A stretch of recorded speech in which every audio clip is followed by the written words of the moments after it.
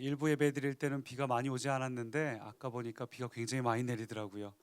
우리 내리는 많은 빗줄기에도 여러분이 교회 나오셨다는 것은 이게 습관이나 형식이면 이렇게 내리는 비에 오기가 쉽지 않습니다. 저와 여러분이 예배를 드리러 나왔다는 이 사실만으로도 우리 안에 하나님을 향한 분명한 소망과 확신이 있다는 증거입니다. 우리 예배 참 잘 오셨습니다. 우리 옆분들하고 사랑합니다, 축복합니다 인사 나누겠습니다. 사랑합니다, 축복합니다. 오늘 우리가 이 비를 뚫고 하나님께 소망함으로 나온 이상 하나님께서 반드시 우리에게 충만한 은혜를 부어 주십니다. 우리 기대하는 마음으로 함께 나누실 말씀은 오늘은 위대한 상속자의 이유라는 제목으로 시편 119편 말씀 교독으로 읽습니다. 여호와여, 주의 말씀대로 주의 인자하심과 주의 구원을 내게 임하게 하소서. 그리하시면 내가 나를 비방하는 자들에게 대답할 말이 있사오리니 내가 주의 말씀을 의지함이니이다. 진리의 말씀이 내 입에서 조금도 떠나지 말게 하소서. 내가 주의 규례를 바랐음이니이다. 내가 주의 율법을 항상 지키리이다. 영원히 지키리이다. 내가 주의 법도들을 구하여 싸우니 자유롭게 걸어갈 것이오며, 또 왕들 앞에서 주의 교훈들을 말할 때에 수치를 당하지 아니하게 싸우며, 내가 사랑하는 주의 계명들을 스스로 즐거워하며, 또 내가 사랑하는 주의 계명들을 향하여 내 손을 들고 주의 율례들을 작은 소리로 읊조리리이다. 주의 종에게 하신 말씀을 기억하소서. 주께서 내게 소망을 가지게 하셨나이다. 이 말씀은 나의 고난 중에 위로라. 주의 말씀이 나를 살리셨기 때문이다. 함께요. 교만한 자들이 나를 심히 조롱하였어도 나는 주의 법을 떠나지 아니하였나이다. 아멘. 이번 주 저는 충격적인 사진 하나를 보았습니다. 지난 화요일에 다 아시겠지만 아프리카 돼지 열병이 국내에도 첫 양성 판정이 나왔죠. 총 4군데에서 신고가 이번 주간에 있었는데 그중에 2군데는 다행히 음성으로 나왔고 2군데는 양성이 반응이 나와서 돼지를 살처분해야 했습니다. 아시다시피 이 아프리카 돼지열병은 걸리면 치사율 100%입니다. 무조건 죽습니다. 게다가 백신도 없습니다. 그러니까 방법은 더 전염되기 전에 그냥 그 근처에 있는 모조리 정해진 반경 안에 돼지들을 전부 다 죽이는 수밖에, 살처분하는 수밖에 없습니다. 이 죽이는 장면을 한 뉴스에서 드론을 띄워가지고 촬영을 했는데 이 장면이 저의 마음을 굉장히 좀 무겁게 만들었습니다. 사진 보실까요? 이렇게 돼지들을 살처분할 숫자만큼을 길목을 잘 몰아가가지고 저렇게 사각형 공간 안에다 집어넣고 그 다음 보여주세요. 돼지들이 어느 정도 들어가면 뚜껑을 문을 닫고 위에다가 비닐천을 덮어버립니다. 그 다음에 세 번째 사진 보시면 저기다 이제 이산화탄소를 주입을 해서 질식사하게 만드는 거죠. 근데 저걸 보면서 돼지들의 이 피부 색이 또 살색이잖아요. 그러니까 꼭 저 독일의 옛날 그 가스실에서 살해하는 그런 장면 같아서 보면서 참 마음이 그랬습니다. 저는 사진만 보는데도 이 돼지들의 비명 소리가 들리는 것 같아서 실제로 저 살처분에 참여하는 사람들은 대부분 지역의 공무원들인데 이 짐승들이 죽어가면서 닭이든 돼지든 울부짖는 소리가 트라우마로 남는다고 합니다. 제가 이 사진을 보면서 참 비참한 장면이라 생각을 했습니다.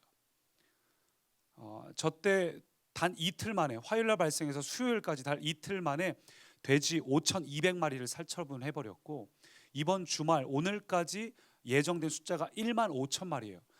발생한 지 채 일주일이 안 됐는데 1만 5천 마리. 그나마 다행인 거는 파주에서 추가로 발생한 2군데는 음성 판정이 나서 다행이지 만약에 그것까지 포함이면 이 권역 숫자 범위가 넓어지면서 일주일 안에 5만 마리를 전부 저렇게 질식사해야 되는 굉장히 초유의 사태가 발생하는 상황입니다.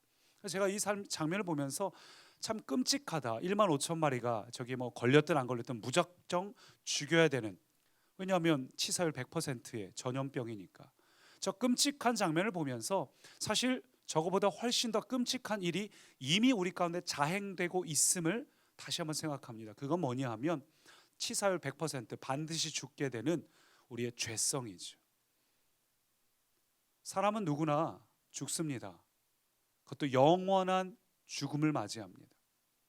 그래서 지난주 나눈 어떤 시인의 표현처럼 인간은 태어나서 살아가는 게 아니라 사실은 태어나서 죽어간다는 게 성경대로 보면 사실은 맞는 답입니다. 근데 우리가 이러한 사실에 대해서 별로 현실 감각이 없죠. 저 사진을 보면서는 너무 끔찍하다, 사진을 통해서도 마치 비명소리가 들리는 것 같다, 이게 우리의 마음이고, 저 사진을 통해서는 피부에 와닿지만 정작 내가 죽음을 향해 달려가고 있다, 영원한 생명을 놓치고 영원한 죽음을 향해 가고 있다, 그것은 우리의 피부에 그다지 와닿지 않습니다. 그다지 현실 감각이 없습니다. 그래서 이 비극을 해결하기 위해서 예수님께서 이 땅에 오셔서 십자가에서 죽으시고 부활하심으로 우리를 위해서 그 모든 죄를 대속하시고 영원한 생명, 영생을 우리에게 주셨다는 사실 역시 별로 피부로 와닿지 않습니다. 예수를 믿는 것이 얼마나 귀하고 감사한 일인지 별로 현실 감각이 없습니다. 그냥 그래요. 그래서 많은 분들이 지금도 교회를 다닐 때 그저 습관적으로, 형식적으로 교회를 다니는 분들이 많이 있어요.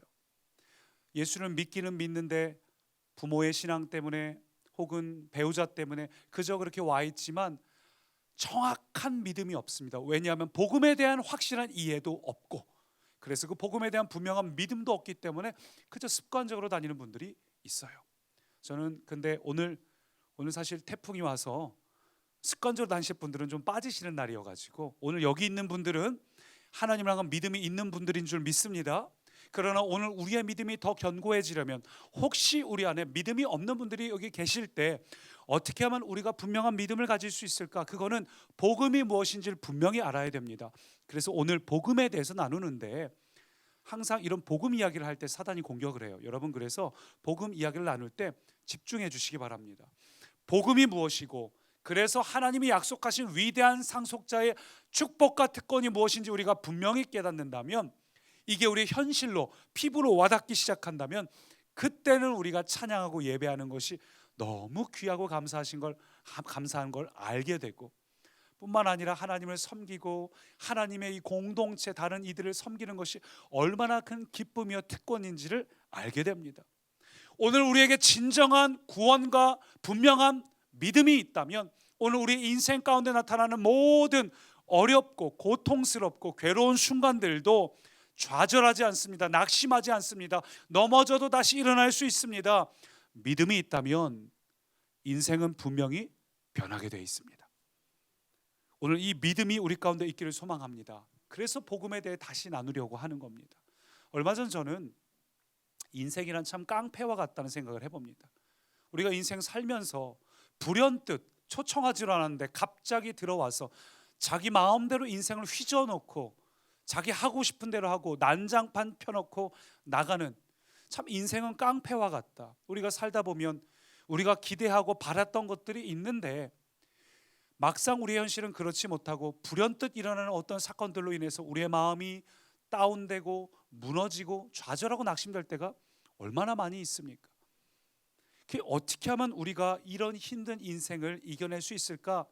분명한 믿음이 있다면 우리는 이 인생을 이겨낼 수 있습니다. 그게 오늘 시편 본문이 하고 싶은 이야기예요. 오늘 시편 기자가 119편 굉장히 길죠. 그 내용들을 쭉 읽다 보면은 시편 기자가 이러한 일로 힘들지만 그러나 내가 이렇게 승리하고 있다, 이겨내고 있다, 이 고백을 이야기하고 있는데, 우리 한 구절씩 볼까요? 제가 앞부분을 읽으면 여러분이 표시된 부분을 읽겠습니다. 나의 고난이 매우 심하오니 여호와여 주의 말씀대로 나를 살아가게 하소서. 나의 생명이 항상 위기에 있사오니 나는 주의 법을 잊지 아니하나이다. 악인들이 나를 해하려고 올무를 놓았사오나 나는 주의 법도들에서 떠나지 아니하였나이다. 환난과 우환이 내게 미쳤으나 주의 계명은 나의 즐거움이니이다. 아멘. 이 시편 기자는 계속 이런 표현입니다. 나에게 이러한 현실적인 깡패와 같은 괴로움과 상황들이 있지만, 그러나 내가 하나님의 말씀을 붙잡고 복음을 붙잡고 분명한 소망, 확신, 믿음을 가지고 나아가니까 나의 삶에 소망이 있더라, 나아갈 길이 있더라. 두려워했지만 막상 부딪혀 보니까 하나님이 주시는 능력으로 할만하더라, 승리하게 되더라. 그 고백을, 믿음의 고백을 오늘 이 저자가 하고 있습니다. 저와 여러분도 이러한 믿음의 고백이 있길 소망합니다. 어떻게 이것이 가능한가? 144절 같이요. 주의 증거들은 영원히 의로우시니 나로 하여금 깨닫게 하사 살게 하소서. 오늘 저자는 주님께서 우리에게 주신 증거가, 이유가 분명하다는 겁니다. 하나님께서 우리에게 주신 이 복음의 능력이, 이 복음에 주어진 이 사실이 너무나 분명한 증거가 돼서 위대한 상속자로 살아갈 수 있는 이유, 근거, 증거가 자신에겐 되고 있다고 말하고 있습니다.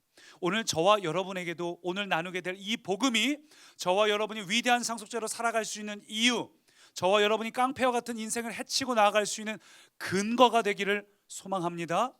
오늘 우리가 나눌 첫 번째, 함께 따라 하시죠. 은혜로 예정된 구속이 증거다. 은혜로 예정된 구속이 증거다. 은혜로 예정된 구속. 우리 예정이라든지 구속이라는 단어를 들어보셨을 텐데 명확하게 오늘 다시 한번 보기 원합니다. 41절 같이 읽습니다. 여호와여 주의 말씀대로 주의 인자하심과 주의 구원을 내게 임하게 하소서. 이 인자하심이라는 단어가 히브리어 헤세드로 할 수 없는 자에게 베푸는 호의를 이야기하죠. 그러니까 한마디로 구속의 은혜를 말합니다. 이 구속이란 게 뭘까요? 뭐 구속 수사하다 해서 우리가 구속하면 감옥에 가두는 것처럼 느껴지지만 성경에서 기록된 구속은 한자로 풀어보면 구원할 구자에 속전할 속입니다. 그러니까 값을 지불하고 속량을 하고 그를 구원했다라는 의미예요. 속량을 하고 구원했다. 이 구속을 잘 보여주는 장면이 호세아서죠. 호세아서 1장과 3장을 보면 하나님께서 호세아에게 일부러 문제가 많은 여인을 결혼하게 하고 그 여인 때문에 호세아에게 속을 썩게 만들고, 그래서 결정적인 순간에는 이 여인이, 집 나간 여인을 그의 기둥서방에게 값을 지불하고 하나도 이쁠 구석이 없는 이 여인을 데려오게 만들어요. 그게 호세아서 3장에 나오는데 얼마를 지불하고 데려오는, 속량하는 거죠. 지불하고 속량하고 돌아오는 이 장면, 이 호세아서를 통해서 하나님께서 하나님의 마음이 무엇인지 호세아로 깨닫게 할 뿐만 아니라 하나님과 우리 사람의 어떤 마음 모습인지를 호세아를 통해 마치 드라마처럼, TV 드라마처럼 우리에게 보여주고 계십니다. 전에도 우리가 그래서 호세아서를 한번 나눈 적이 있는데, 이 호세아서를 통해서 느끼는 거는 우리 인간이 나는 하나님 싫어요, 나는 내 맘대로 살겠습니다, 선과 악은 내가 정합니다, 하나님 가만 계세요 하고 떠나버린 결과로 죄의 값을 치러야 되는, 죄의 노예로 살고 있는, 죽음을 향해 달려가고 있는 우리를 향해서 하나님께서 예수 그리스도를 이 땅에 보내서 속량하심으로 우리를 구원하셨죠. 구속. 하나님께서 우리를 구속하셨습니다. 그리고 하나님께로 되찾아왔습니다. 그래서 구속의 사전적 의미가 성경적으로는 이렇게 되어 있습니다. 구속이란 성서적인 의미로 그리스도를 통해 인류를 죄악으로부터 건져내어 하나님의 은총 속에 있게 하려는 섭리적인 행위, 그러니까 예정될 거라는 거죠. 아직 우리가 복음을 듣기 전부터 이미 예정된 하나님의 섭리적인 행위가 구속이라고 이야기를 합니다. 그래서 이걸 표현하는 구절이 마가복음 10장 같이 있습니다. 인자에 온 것은 섬김을 받으려 함이 아니라 도리어 섬기려 하고 자기 목숨을 많은 사람의 대속물로 주려 함이라. 예수님께서 이 땅에 오신 이유가 당신을 대속물로 주기 위하여. 우리가 지난주에 나눈 것처럼 레위기에서 1년에 한 번 대제사장이 지성소로 유일하게 들어가는 그날, 그래서 피를 속량하는 1년마다 속죄가 갱신되는 거죠. 매해마다 대속죄일 때. 그런데 이제는 예수님께서 영원한 대제사장이 되셔서 한 번에, 단번에 영원히 인류의 모든 죄를, 과거 현재 미래의 모든 죄를 대속하셨다, 속량하셨다, 그래서 구속하셨다는 게 우리가 지난주에 나눈 말씀이었습니다. 그래서 시편 기자는 아까 144절에서 주의 증거가 영원하다고 고백한 건 이미 단번에 영원히 이루어졌기 때문에, 하나님의 말씀은 영원히 이루어졌기 때문에 이러한 고백을 한 거예요. 그래서 성경은 이 하나님의 예정된 구속의 은혜를 우리에게 이렇게 말하고 있습니다. 로마서 3장 같이요. 그리스도 예수 안에 있는 속량으로 말미암아 하나님의 은혜로 값없이 의롭다 하심을 얻은 자 되었느니라. 저는 이게 너무 놀라워요. 예수 안에 있는 속량, 지불하심으로 말미암아 하나님 은혜로, 그래서 하나님의 은혜로 인한 구속이죠. 이 은혜로 인한 구속으로 우리가 죄 없다함을 언제? 우리가 주님을 모를 때, 우리가 주님에게 요청하지도 않을 때, 아직 모를 때 하나님께서 이미 지불하시고, 그래서 예수님께서 십자가에서 가장 마지막 남기신 말씀이 뭐죠? 다 이루었다. 원어로는 테텔레스타이. 그게 뭐였죠? 회계사들이 쓰는 용어라고 나눴죠. 값을 다 지불하였음. 지불 완료 도장 땅 찍을 때 테텔레스타이. 속량해야 될 그 대가를 다 지불하였다. 다 이루었다. 그게 예수님의 마지막 말씀이었던 이유가 속량 때문입니다. 그래서 로마서 5장은 이렇게 말합니다. 같이요. 우리가 아직 연약할 때에 기약대로 그리스도께서 경건하지 않은 자를 위하여 죽으셨도다. 의인을 위하여 죽는 자가 쉽지 않고 선인을 위하여 용감히 죽는 자가 혹 있거니와 우리가 아직 죄인 되었을 때에 그리스도께서 우리를 위하여 죽으심으로 하나님께서 우리에 대한 자기의 사랑을 확증하셨느니라. 우리가 아직 죄인 되었을 때 주님께서 우리를 위하여 죽으심으로 우리를 위한 구속의 은혜를, 당신의 사랑을 확증하셨습니다. 구속을 예정해 놓으셨어요. 우리가 아직 주님을 모를 때 이미. 그래서 이제 이게 헷갈리는 분들이 생기는 거죠. 구속은 뭐고 구원은 뭐고 예정은 뭔가. 옛날에 이 구원과 구속을 명확하게 구분하지 못해서 구원파 같은 이단이 생기기도 했고, 예정론을 헷갈려 가지고 그러면 하나님이 구원받을 사람 이미 다 정해놨다는 거 아닌가? 넌 구원, 넌 아니야, 뭐 이렇게 정해놓은 건가? 우리가 그러면 전도할 게 무슨 필요가 있나? 그러면 주님께서 선교하라는 그 명령하고 상충되지요. 예정이라는 거는 너 구원받을 사람, 너 구원받을 사람은 정해놨다는 것이 아니라 하나님은 시간의 주인이니까 아시긴 하죠. 그러나 그 예정은 구원받을 자를 다 정해놨다는 예정이 아니라 구속의 길을 열어주셨다. 그 길을 예정해 주셨다는 의미의 예정으로 봐야 합니다. 그리고 구속과 구원의 차이를 우리가 분명히 알아야 되는데, 구속과 구원의 차이를 예를 들어 설명하면 6월절에 출애굽할 때 6월절에 하나님께서 구속의 길을 열어주셨습니다. 어린 양의 피를 문설주에 바르면 너가 이 죽음이 패스 오버 할 거야 라고 얘기를 하죠. 길을 열어주신 게 구속이라면 내가 그걸 정말로 믿고 거기다 문설주에 피를 바르는 자, 믿어서 피를 바르는 자에게 구원이 임하는 겁니다. 또 다른 예로 광야에서 뱀에게만 물렸을 때 하나님이 놋뱀 장대를 세우라고 하죠. 하나님께서 놋뱀 장대를 세움으로써 구속의 길을 열어주셨다면 그걸 내가 믿음으로 그 앞에 나와서 놋뱀을 믿음으로 바라보는 자, 정말 나을 거는 확신을 가지고 바라보는 자에게 구원이 임하는 겁니다. 구속과 구원은 차이가 있어요. 구속은 객관적이고 하나님의 섭리적인 것이고, 구원은 주관적이고 인간의 입장에서 보면 개인적인 사건, 이 구속과 구원의 차이인 거죠. 그래서 오늘 이 구속에 대해서 보다 구체적으로 보여줄 말씀 하나 같이 있습니다. 이사야 41장 같이요. 이는 나 여호와 너희 하나님이 내 오른손을 붙들고 내게 이르기를 두려워하지 말라. 내가 너를 도우리라 할 것임이니라. 버러지 같은 너 야곱아, 너희 이스라엘 사람들아, 두려워하지 말라. 나 여호와가 말하노니 내가 너를 도울 것이라. 내 구속자는 이스라엘의 거룩한 이인이라. 이사야는 두 부분으로 나눠져 있습니다. 1장부터 39장까지는 아직 포로로 끌려가기 전에 정신 차려 하는 내용이고, 40장부터 나머지는 포로로 끌려간 백성들에게, 너무 현실이 고단하고 힘든 이들에게 소망을 가져, 그리고 예수님을 예표하는 그런 내용이 들어있죠. 따라서 우리가 읽은 이 41장은 당장은 그들이 겪고 있는 이 현실이 깡패 같아서 너무 내 삶이 헤집고 다녀서 소망도 없고 우리 버림받았나? 우린 끝인가? 이렇게 여기고 있는 스스로에게 버러지 같은 이스라엘, 그 현실이라는 거예요. 버러지 같은 너 이스라엘아, 두려워하지 말라. 네 구속자는 이스라엘의 거룩한 이인이라. 그러니까 이 오늘 이사야가 말하고 있는 내용은 뭐냐면, 이스라엘 백성들아, 너 인생 깡패 같지? 너희 스스로 느끼기에 버러지 같지? 잘 안 되고 어렵지? 근데 걱정하지 마라. 현실 너희가 그럴 수 있어도 지금 내가 구속자로서 너희의 미래에 길을 열어두었다. 너의 미래를 활짝 열어두었다. 그게 오늘 말씀이 하고 싶은 이사야 말씀이 하는 이야기입니다.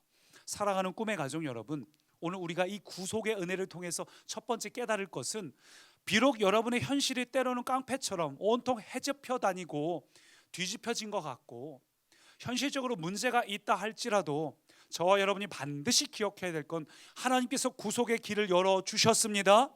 하나님께서 여러분의 미래를 열어주셨습니다. 설령 우리의 모습이 버러지 같다 할지라도, 내가 아무리 노력해도 개선이 되지 않고 해결이 안 된다 할지라도 하나님께서 이미 길을 열어주셨습니다. 포로로 있는 백성에게 구속의 은혜를 선포하신 하나님을 보면서 저와 여러분도 오늘 우리의 삶에 구속의 은혜를 선포하실 하나님을 기대하시기 바랍니다. 구속의 은혜를 기대하시기 바랍니다. 기대하는 게 출발이에요. 기대를 해야 믿음이 생깁니다. 저와 여러분 가운데 이미 구속의 은혜를 베푸신 하나님을 기대하시기 바랍니다.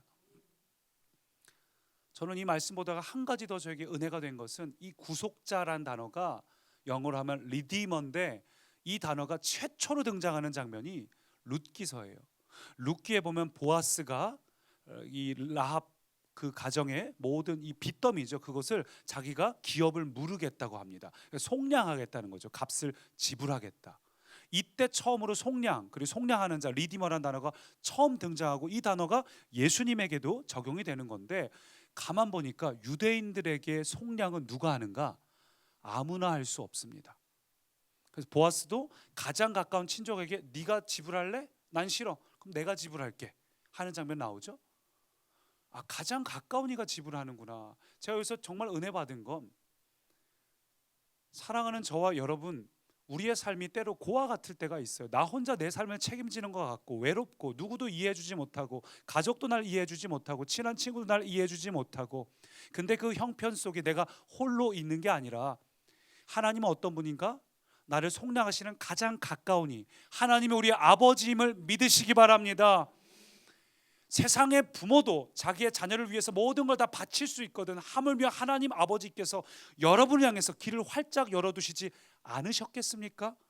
하나님을 바라보시면서 기대하시기 바랍니다. 여러분은 절대 고아처럼 내버려두지 않으십니다. 오늘 저와 여러분이 비록 현실에 어려움이 있고 고아처럼 느껴질 때에, 그것은 하나님 아버지를 보지 않았기 때문입니다. 홀로 계시지 말고 하나님 아버지를 보시면서 구속의 은혜를 기대하시기 바랍니다. 활짝 열려진 미래를 기대하시기 바랍니다. 그러나 하나님께서 구속의 길을 열어두셨다고 해서 자동으로 구원받는 건 아닙니다.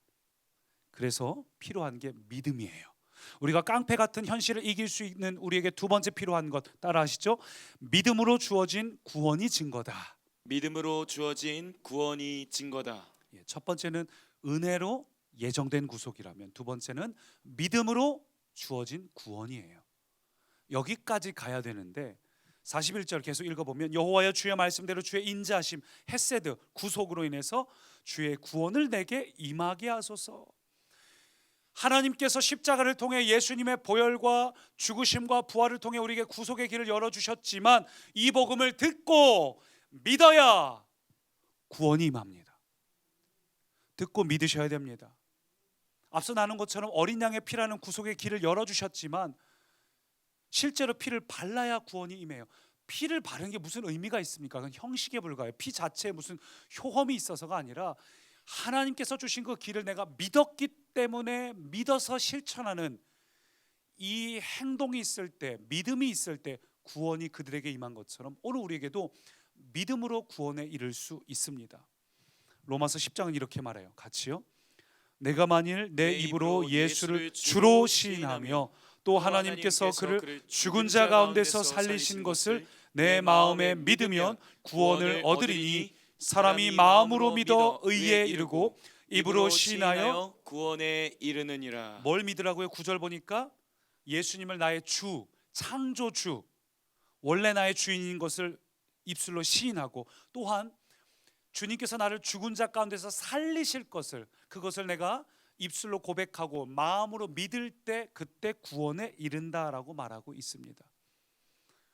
하나님이 어떤 분인가? 우리를 구원하시고 내 인생의 주인임을 내가 믿어야 된다는 겁니다. 그래서 구원이란 단어는 영어로 salvation이죠. 이 구원이란 말은 구조되다, 구출되다 이런 단어를 갖고 있어요. 그러니까 이 말은 내 힘으로는 할 수 없습니다. 내 힘으로는 죽음밖에 없습니다. 결론은 100% 살처분입니다.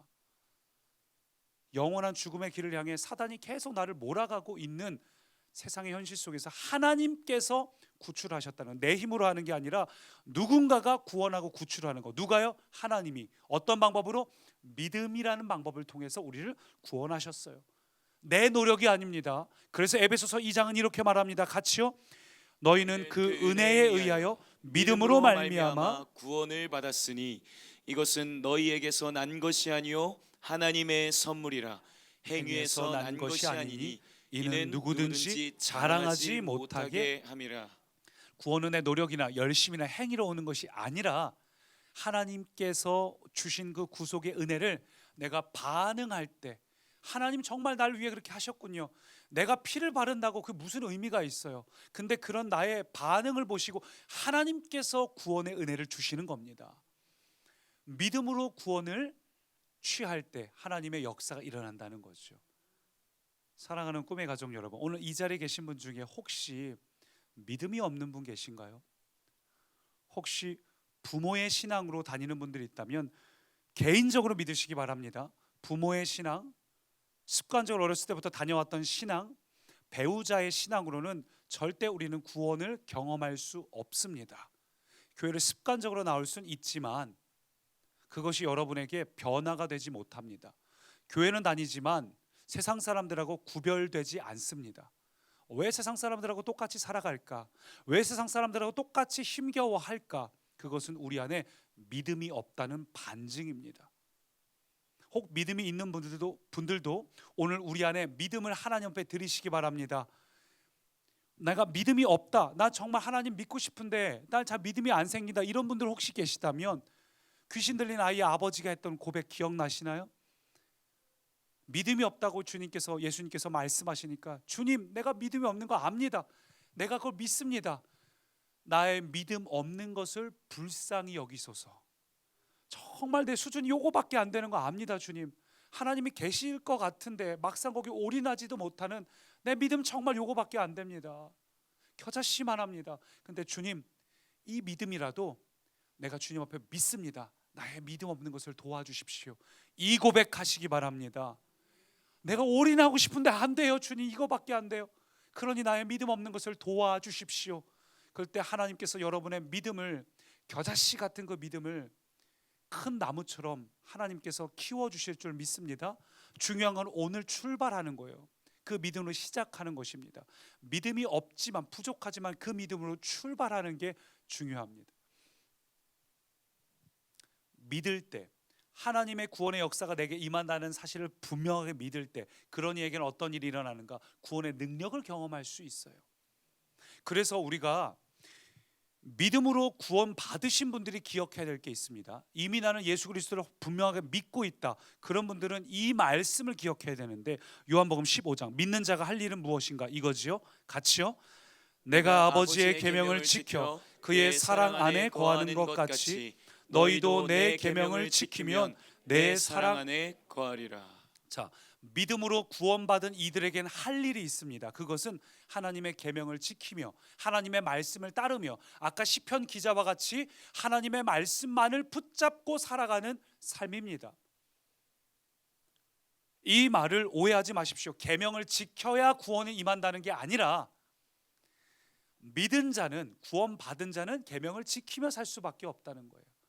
믿으니까, 하나님이 나를 구원하시다는 사실을 믿으니까, 그 하나님이 내게 주신 말씀도 믿으니까, 그러니까 그 말씀대로 살아간다는 거죠.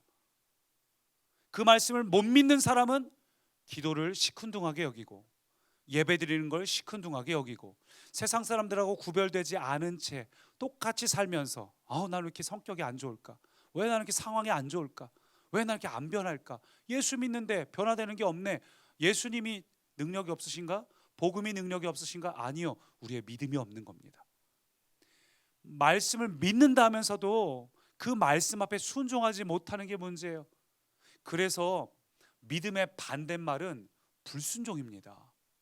내가 말씀대로 살지 못한다는 것은 믿음이 없다는 증거예요. 증명해 볼까요? 요한복음 3장 같이 읽습니다. 아들을 믿는 자에게는 영생이 있고 아들에게 순종하지 아니하는 자는 영생을 보지 못하고 도리어 하나님의 진노가 그 위에 머물러 있느니라. 잠깐 자막 띄워주세요. 아들을 믿는 자에게는 뭐가 있다? 영생, 구원의 능력을 경험할 수 있다는 겁니다. 근데 반대말은 뭐예요? 그럼 아들을 믿지 않는 자라고 해야 되는데 뭐라고 이야기하죠? 아들에게 순종하지 아니하는 자, 그런 자는 영생, 하나님의 능력을 경험하지 못한다. 도리어 하나님의 진노가 여전히 그 위에 머물러 있다. 살처분 당할 대상에서 구원 받았었는데 너 일로 와 이렇게 해줬는데 그럼 저 갈게요 해놓고서는 거기서 계속 머무르고 있는 진노가 여전히 그 위에 있는 상태, 얼마나 갑갑한 상태입니까? 믿는다는 말의 반대말이 뭐라고요? 불순종. 안 믿는다는 말은 곧 불순종이구나. 난 하나님 믿는데요. 그러면 행함으로 증명이 돼야 한다는 겁니다. 오늘 성경 우리에게 굉장히 무거운 이야기를 하고 있죠. 사랑하는 꿈의 가족 여러분, 이걸 놓치면 안 됩니다. 중요한 진리입니다. 그냥 하나님 믿으니까 라고 끝나는 것이 아니라 믿으면 믿는 사람답게 살아야 될 이유가, 그렇게 안 하면 영생을 경험할 수 없어요. 복음의 능력을 경험할 수 없어요. 복음의 능력이 얼마나 대단한지 아십니까? 로마서 1장 16절 보면 복음에는 하나님의 능력이 나타나다고 이야기를 하고 있어요. 하나님의 능력 할 때 그 능력은 두나미 있습니다. 노벨이 만든 폭약 이름 다이너마이트가 거기서 나왔는데, 로마서 1장에서 두나미스라는 단어가 사용된 건 또 두 번이 더 나오는데, 그 하나는 하나님이 천지 창조하실 때, 또 하나는 하나님께서 예수님을 이 땅에 보내서 죽이시고 살리시게 하는 그 놀라운, 이거랑 견주는 게 복음의 능력이라고, 구원의 능력이라고 성경이 이야기하는데, 왜 우리는 그 능력을 경험하지 못할까? 그 폭발적인 다이너마이트 같은 능력을 왜 경험하지 못할까? 말씀에 순종하지 않아서라고. 아들을 믿는 자에게는 영생이 있는데 순종하지 않아서 우리가 그 복음의 능력을, 믿음의 능력을 경험하지 못한 채 위대한 상속자로 살지 못하고 있는 우리의 현실을 이야기하고 있습니다. 그래서 고린도후서 5장은 이렇게 말합니다. 같이 읽습니다. 그러므로 우리가 그리스도를 대신하여 사신이 되어 하나님이 우리를 통하여 너희를 권면하시는 것 같이 그리스도를 대신하여 간청하노니 너희는 하나님과 화목하라. 하나님과 화목하라. 누구에게 하고 있습니까? 너희에게.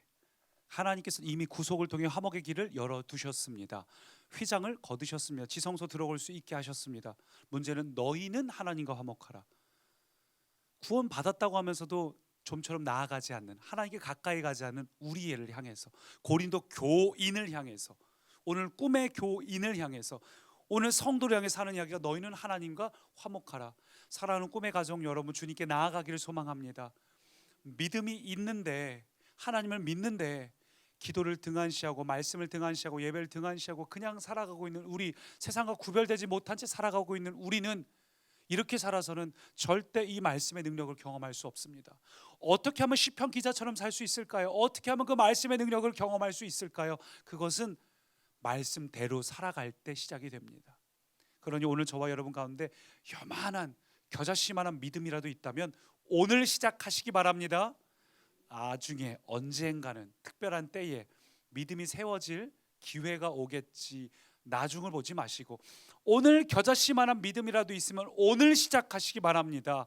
오늘 이 겨자씨만한 믿음으로 하나님 오늘 하루라도 하나님 말씀대로 살기 원합니다. 시작할 때 여러분 심겨진 겨자씨가 자라서 여러분의 인생뿐만 아니라 여러분 때문에 대한민국이 여러분의 그늘 아래, 이 온 세상이, 열방이 여러분이 만든 그 복음의 그늘 아래 거하게 되기를 축원합니다. 그게 하나님의 위대한 비전이에요. 말씀 볼까요? 에베소서 3장. 하나님께서 우리를 통해서 어떻게 선교적인 삶을 살기 원하시고 선교적인 교회가 되길 원하시는가? 3장 같이요. 이는 이제 교회로 말미암아 하늘에 있는 통치자들과 권세들에게 하나님의 각종 지혜를 알게 하려 하심이니 곧 영원부터 우리 주 그리스도 예수 안에서 예정하신 뜻대로 하신 것이라. 우리가 그 안에서 그를 믿음으로 말미암아 담대함과 확신을 가지고 하나님께 나아감을 얻느니라. 오늘 중요한 주제가 여기 다 들어 있어요. 구속의 예정을 통해서 그 은혜를 통해서 그 다음에 믿음으로 구원을 받고 하나님께 나아감을 얻어서 결론이 뭐라고요? 이 교회로 말미암아 온 우주가 하나님이 어떤 분인지 알게 하려 하심이라.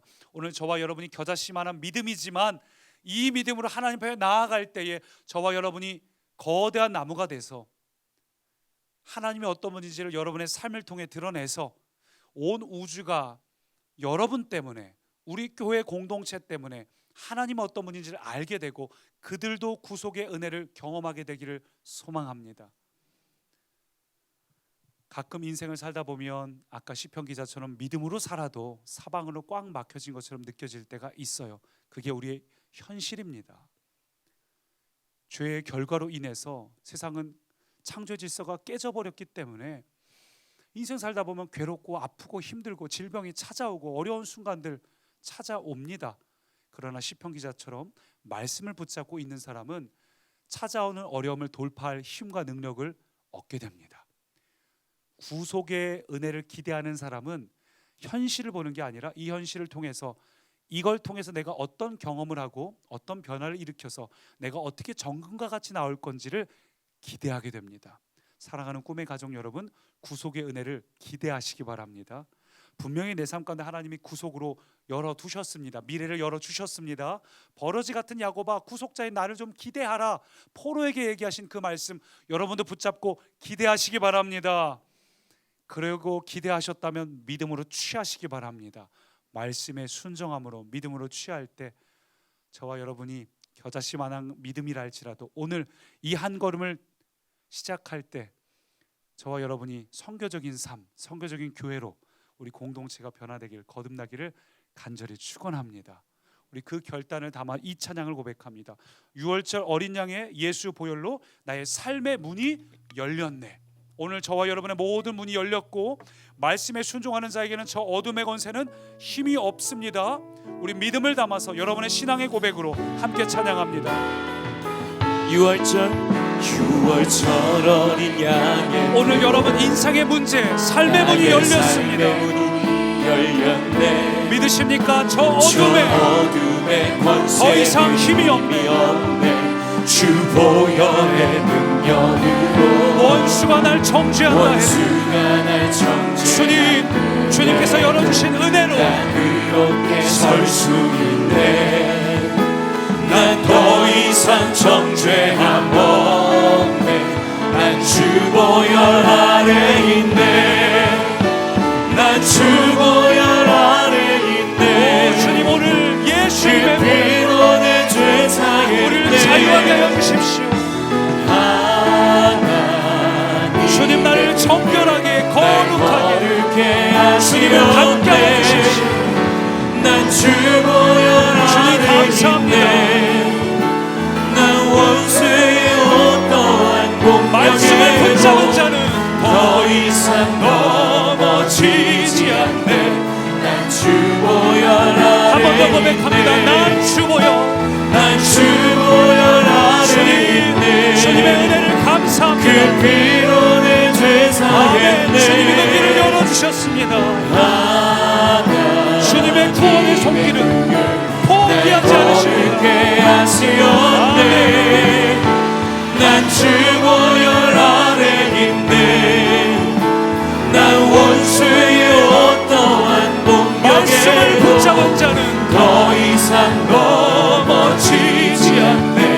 난 주 보혈 아래 있네. 우리 함께 합심으로 기도할 때에 주님 그 구속의 은혜를 주시고 구원의 길을 열어주셨는데 내가 믿어서 구원의 능력 경험하기 원합니다. 특별히 말씀에 순종하겠습니다. 오늘 내게 주시는 도전을 가지고 하나님 결단하며 함께 합심으로 기도합니다.